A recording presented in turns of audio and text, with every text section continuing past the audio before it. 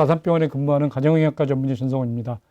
오늘 저희가 말씀드리려고 하는 건 노인의 골절 예방입니다.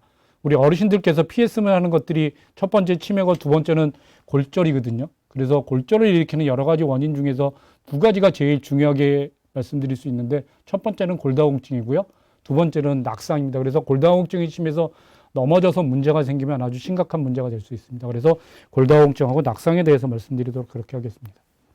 골다공증이라고 하는 건 뭐냐면 뼈의 강도가 약해져서 쉽게 뼈가 부러지는 질환입니다. 뼈가 부러지지는 않으면 사실은 골다공증 증상은 사실은 없어요. 아프거나 이런 건 되게 관절염 때문에 그런 거고, 부러졌을 때 문제가 되는 거고, 그 다음에 골다공증의 진단은 뼈의 양을 골밀도로 측정해서 골다공증을 진단할 수 있고요. 그 다음에 1차성 골다공증이라고 하는 건 폐경이나 나이가 들어서 생기는 그런 골다공증을 말씀드릴 수 있고요. 2차성 골다공증은 어떤 문제가 있어서 생길 수 있는 문제인데, 약물이라고 하는 건 우리가 뭐 여러 가지 이유로 스테로이드를 먹는다거나, 그다음에 내분비 질환이 있거나, 콩팥이 안 나빠서 그 칼슘이 빠져나간다, 이렇게 되면 그 골다공증이 생길 수 있고요. 그다음에 오랫동안 활동하지 않는다거나, 술, 담배를 아주 심하게 하시는 경우에도 골다공증이 생기실 수 있습니다. 그럼 골밀도 검사 결과지를 한번 가지고 와봤는데요. 이건 누워서 팔을 올려놓고 하는, 발을 이렇게 무릎을 올려놓고 하는 그런 아주 검사고요. 골다공증 할 수 있는 방법이 이게 제일 확실하게 할 수 있는 검사 방법이고요. 여러분들이 초음파로 발목에서 하는 검사를 하기도 하는데, 그게 편리하긴 한데 그게 전체적으로 아직 정확하진 않아서 할 수는 있긴 하지만, 지금 제일 정확하다고 하는 검사는 요추 1번, 2번, 3번, 4번 하고, 그 다음에 그 대퇴골 경부에서 하는 검사를 검사할 수 있고요. 그 다음에 잘 보이진 않겠지만 T라고 해서 몇 점이 나왔는지 이것들을 할 수 있는 게, 그래서 T 점수를 이렇게 해서 골다공증을 진단해 볼 수 있습니다. 그래서 골다공증은 T 값을 기준으로 해서 하는데, 우리 T 점수라고 흔히 얘기하는데, 이건 젊은 사람에 비해서 얼마나 떨어졌는지를 할 수 있는 그런 검사, 비교해서 하는 검사고요. 정상은 마이너스 1.0 이상 되면 문제가 없는 거고요. 마이너스 1.0에서 마이너스 2.5 사이가 되면 골감소증이라고 얘기하고, 골다공증은 마이너스 2.5 이하가 되면 골다공증이라고 얘기합니다. 근데 이게 어려운 점이 뭐냐면, 골다공증이면 뒤에서 약에 대해서 말씀드리겠지만 약간 비용이 비싼데, 보험이 되느냐 안 되느냐 이 수치 가지고 할 수 있어서 어쨌거나 이렇게 지금 하고 있고, 골다공증이 되면 보험으로 적용해서 약물 치료를 할 수 있는 그런 면이 있긴 합니다. 심한 골다공증은 뭐냐면, 골다공증이 있으면서 골절이 있는 경우를 심한 골다공증이라고 말씀합니다. 그래서 이 골다공증이 뼈가 부러지는지 안 부러지는지 100% 예상할 수 있으면 좋겠는데, 실제로 골절이 있는 사람들은 골다공증보다는 골감소증, 2층에 있는 사람들한테 골절이 많이 일어나기 때문에, 골다공증에서만 골절이 일어나는 건 아니니까 필요하면 약물 치료를 해야 하실 수 있습니다. 그러면 골다공증 약은 누가 먹어야 되느냐?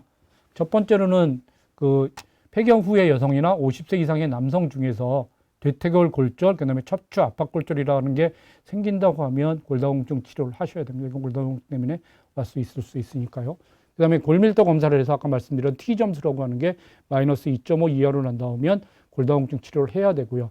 그 다음에 골감소증 환자 중에서 아까 말씀드렸던 대로 중간 1.5에서 2.5 이하인 사람들한테는 과거에 골절력이 있거나 골절력 위험이 있는 2차성 원인이 존재하고 말씀합니다. 스테로이드를 먹는다거나 아니면 신장이 아주 나쁘다거나 이런 문제가 생길 수 있고요. 그 다음에 주요 골절 위험도 프렉스 모델이라고 하는 게 대퇴골에서 3%, 주요 골절에서 20% 이상 됐을 때 골감소증 환자라도 약물 치료를 해야 되고요. 지금 이게 나와 있는 주소가 치고 들어가면 골다공증 검사를 내가 뼈가 부러지는 위험도가 얼만큼 되는지 검사해 볼 수 있는 겁니다.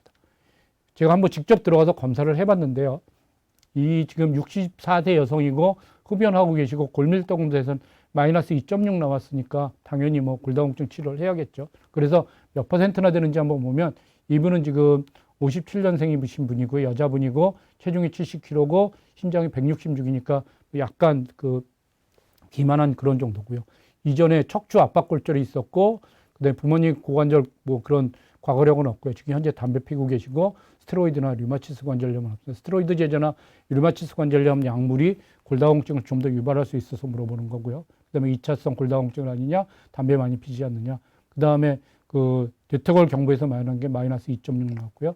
전체적으로 골절은 1.3%로 별로 나오지 않았지, 13%로 별로 나오지 않았지만, 고관절 골절은 마이너스 4.5로 상당히 심각한 문제가 보이는 걸로 되는 겁니다. 그래서 이게 3%가 넘는다고 하면 약물 치료가 필요하습니다. 그래서 이게 선생님들이 해보고 하시는 거니까요. 여러분들이 이렇게 계산해서 할 수 있다는 걸 알아주시면 좋겠고요. 그다음에 골다공증 약이 여러 가지가 있는데 비스포포스네이트, 스포네이트라고 하는 이런 골다공증 약을 제일 많이 쓰고 우리가 흔히 말하는 골다공증은 다 이거입니다. 왜냐하면 이게 효과가 제일 좋아서 많이 쓰이고 있습니다.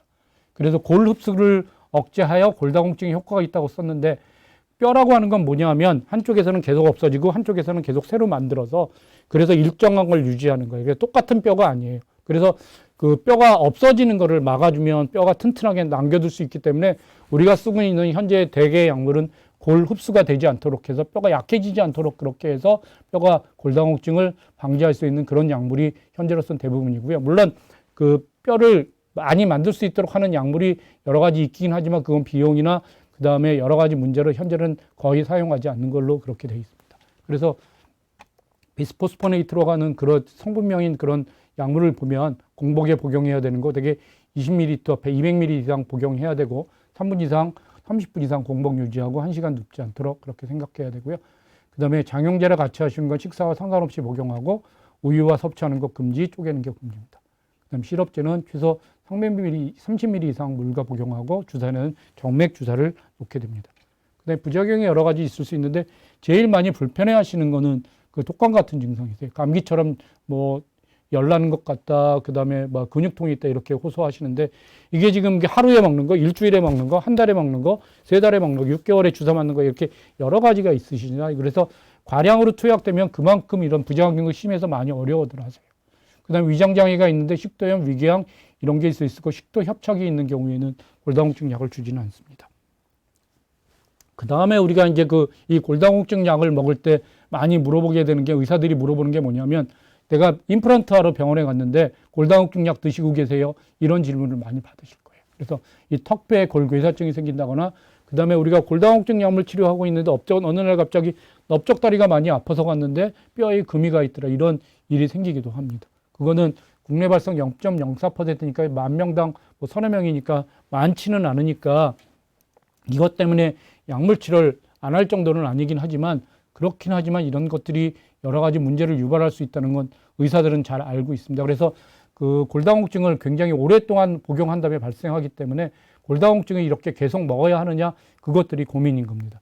이런 문제가 생길 수 있으니까 그래서 3년에서 5년이 지나면 이분이 지금 골다공증이 문제가 골절의 위험도가 얼마가 있느냐 골절의 위험도가 그다지 크지 않다면 이걸 끊어볼 수도 있고 1, 2년 끊어볼 수도 있고요. 그 다음에 골절력의 위험이 있는 경우라면 그냥 계속 먹어야 되고 그 다음에 여러 가지 부작용이 생겼다고 하면 이 약을 끊어야 될 수도 있으세요. 그럼 다른 약으로 바꾼다거나 골절의 위험도가 얼만큼 심한 거나 그 다음에 얼만큼 위험하거나 이런 걸 해서 그 골절의 위험도 그 다음에 턱뼈 괴사 위험 여부에 따라 결정하게 되고요. 골절 위험인 경우에는 이 약을 끊더라도 다른 약을 쓸 수 있는 약들이 있으니까 그런 약을 대체해서 약물 치료를 하도록 그렇게 권해 드리고 있습니다. 그 다음에 여성분들한테 여성 호르몬을 쓸 수 있는 여성 호르몬 대체요법이 있는데요. 부작용으로 잘 알려져 있는 게 자궁암이나 자궁내막암, 그 다음에 심혈관이 막혀서 그 혈관 질환이 생길 수 있는 게 어려움이 있어요. 그래서 자궁이 있는 여성에게는 그 자궁내막암이나 이런 걸 막기 위해서 여성 호르몬, 남성 호르몬이 복합된 그런 약물 제지를 하고요. 자궁이 없는 여성에서는 여성 호르몬만 치료합니다. 그래서 효과는 어떠냐면 골밀도가 증가하고 첫 1년에 굉장히 많이 상승하고요. 처음 호르몬 요법을 하는 여성에서 많이 증가합니다. 확실하게 골절이 감소하죠. 지금 이 여성 호르몬 요법에 대해서는 여러 가지 의견이 많이 있습니다. 산부인과 선생님들을 중심으로 해서는 이게 지금 폐경이 됐을 때 이 여성 호르몬 치료를 하면 여성다움을 유지한다거나 여성 호르몬이 많이 줄 수 있는 여러 가지 좋은 이점을 가질 수 있고요. 그 다음에 젊음을 유지하는 그런 효과가 있기 때문에 여러 가지 위험이 있으니까 갱년기 증상이 아주 심한다거나 그 다음에 뭐 부부관계 문제 어려움을 겪는다거나 이런 갱년기 증상이 심하다면 호르몬 치료를 적극적으로 하는 걸 권해드리고 있고요.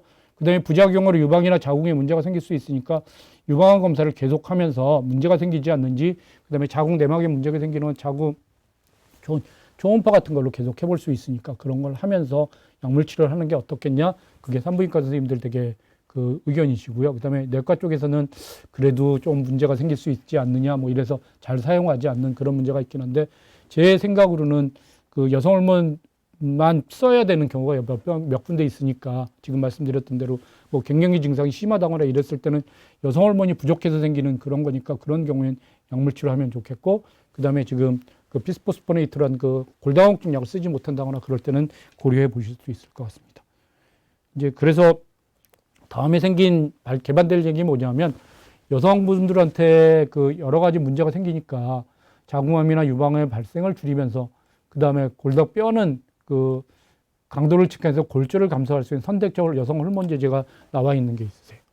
그래서 이런 것들을 사용하게 되면 그 뼈에 그 여성 호르몬 역할을 입히기 때문에 뼈 강도가 증가하고 골절을 감소시킬 수 있는 그런 작용을 하고요. 그다음에 심혈관계 뇌졸중, 혈전, 색전증의 증가는 위험해서 이런 것들을 예방할 수 있도록 그렇게 약물 치료를 권유합니다. 그래서 안면 홍조나 다리 통증 이런 것들을 많이 호소하고 계시고요. 그래서 그 혈관이 막혀서 정맥에 혈전이 생긴다면 그 안 쓰시도록 하면 좋겠고요. 장기간 안정이 필요하고 움직이지 못하는 경우에는 혈전이 생길 가능성이 있기 때문에 3일 전에 중단하고 움직일 수 있을 때 투약할 수 있도록 그렇게 권유해 드립니다. 그 다음에 데스노밥이라고 하는 그런 새로운 골다공증 약이 요즘 많이 생기고 있는데요. 아까 말씀드렸던 대로 뼈가 부서지지 않도록 파골세포라는 걸 생성하고 활성화를 억제해서 뼈가 무너지지 않게 하면 강력한 골 흡수 억제 효과가 있고요. 이게 기존은 파골세포에서 항체를 만들어서 파골세포가 생기지 않도록 그렇게 할 수 있는 작용을 하거든요. 그래서 그 골다공증 약을 쓰지 못하는 경우에도 이런 데스노밥이란 이런 약물 치료를 할 수 있다는 걸 알아주시면 좋겠고요. 강력한 골 흡수 억제 효과가 있습니다. 그래서 골다공증에서 다시 요약해서 말씀드리면 첫 번째로는 그 폐경 이후의 여성들, 그 다음에 나이가 드신 남자분들한테 그 체중이 적게 나가거나 술, 담배를 많이 하신 분들한테 생길 수 있으니까 골밀도 검사에서 골다공증 치료가 필요하면 골다공증 치료를 그 적극적으로 하시면 좋겠고요. 그래서 그 약물 치료가 필요하면 할 수 있도록 그렇게 하시면 좋겠습니다. 그다음에 칼슘이나 비타민 D가 골다공증 예방에 도움이 되실 수 있으니까 만약에 여러분들이 병원에서 사서 드시거나 아니면 그 영양제로 드신다면 칼슘이나 비타민 B 같은 거를 사서 드시도록 그렇게 하시면 좋겠습니다. 다음으로는 낙상에 대해서 한번 말씀드리도록 하겠습니다. 낙상은 뭐냐면 넘어지거나 떨어져서 몸이 다치는 겁니다. 그 다음에 미끄러지거나 이렇게 되고요. 그 다음에 남자 노인한테는 뇌출혈이 많은 것 같고 여자 노인은 엉덩이뼈 골절이 많습니다. 그래서 엉덩이뼈 골절이 저희가 상당히 제일 피하고 싶은 건데 뭐 쉽게 말씀드리면 그 목욕탕에서 살짝 미끄러져서 엉덩방아를 쪘는데 엉덩이뼈가 부러져서 그 다음에 움직이지 못하고 여러 가지 심각한 일이 생깁니다. 그래서 어떻게 그런 문제가 생기냐면 고관절이나 엉덩이뼈가 부러지면 이거는 체중을 지탱하는 그런 부분이기 때문에 서 있을 수가 없거든요. 그래서 수술뿐이 치료 방법이 없으니까 수술을 해야 되는데 골반골절 같은 경우에는 그 환자 상태가 안 좋으면 수술을 할 수 없을 수 있고요. 그 다음에 수술 후에도 거의 움직이지 못하세요. 그래서 되게 침대에 누워서 아무것도 움직이지 못하고 누워 있으면 한 달 되면 근육이 거의 반 정도 없어지거든요. 그러면 손발에 거의 근육이 없으니까 혈액과 체액으로 몸이 모이면서 심장이 부담돼서 뭐 심장이 빨리 뛴다거나 이런 일이 생길 수 있고요. 그 다음에 가만히 누워 있기만 하면 폐렴, 욕창, 요로감염 이런 것들이 아주 흔하게 나타날 수 있으세요. 그래서 결국엔 폐혈증으로 사망하게 되는 그런 경우가 생기실 수 있고, 그 다음에 이제 낙상으로 해서 고관절이 부러지고 난 다음에 요양병원에 입원하게 되면 정신은 멀쩡한데 여러 가지로 그 병원에 계시는 것 자체를 어려워들 하시니까 그런 어려움이 생길 수 있습니다. 그래서 낙상을 예방해야 되는 게 굉장히 중요합니다.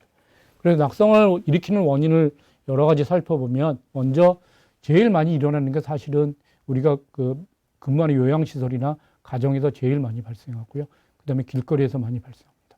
집에서는 화장실, 미끄러운 바닥, 계단 이런 데서 많이 넘어지고 요즘 침대 생활을 많이 하시면서 그 침대에서 떨어져서 그 다치는 경우도 많이 있고요. 그 다음에 요즘 문턱이 거의 없어지는 아파트도 많이 생겼는데 보도나 문턱에 걸려서 넘어지는 그런 일이 생기니까 이걸 예방하기 위해서는 침대 그 화장실 같은데 미끄러지지 않도록 미끄럼 방지 매트 거 깔았으면 좋겠고 그 다음에 문턱 없앨 수 있으면 문턱을 없애는 그런 거를 할 수 있도록 그렇게 하고요. 시설에서는 넘어지지 않도록 옆에 뭐 잡을 수 있는 발을 만든다거나 그런 노력을 하도록 그렇게 하고 있습니다.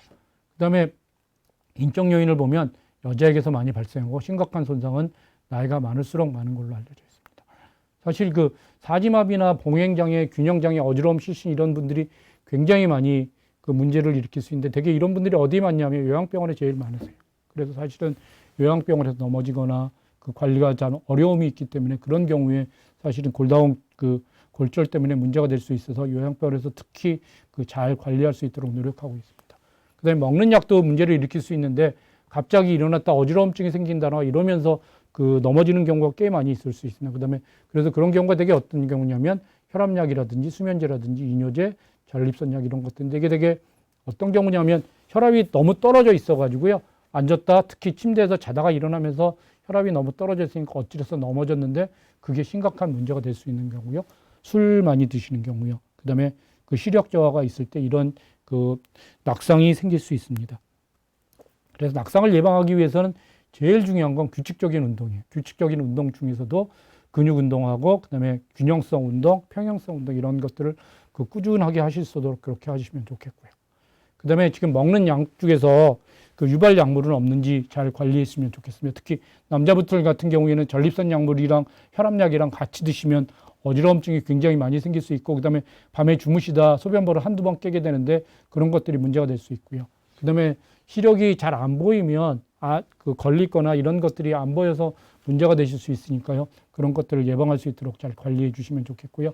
아까 말씀드렸던 대로 집안에 여러 가지 문제가 생길 수 있으니까 미끄럼 방지턱이라든지 이런 것들을 잘 관리할 수 있도록 그렇게 협조해 주시면 좋겠어요.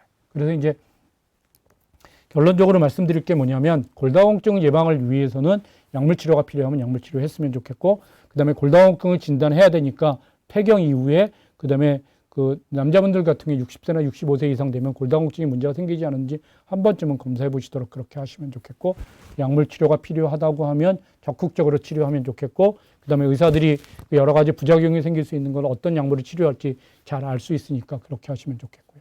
그다음에 이제 실제로 넘어지는 건 골다공증에다 넘어지는 것 때문에 문제가 생길 수 있으니까 낙상이 생기지 않도록 집안의 환경 개선해서 고쳐주시면 좋겠고 그다음에 운동 열심히 해주시고 그다음에 먹는 약물 중에서 우리가 그 어지럼증을 유발해서 그 넘어질 수 있는 그런 약물은 없는지 선생님들께 잘 물어봐서 그런 약물을 드시고 계신다면 필요해서 먹는 약이니까 끊지 못하겠지만 과하지 않도록 그렇게 잘 관리하셔서 우리가 뼈가 부러지는 일이 없도록 그렇게 잘 관리해 주시면 좋겠습니다. 이걸로 마치겠습니다. 감사합니다.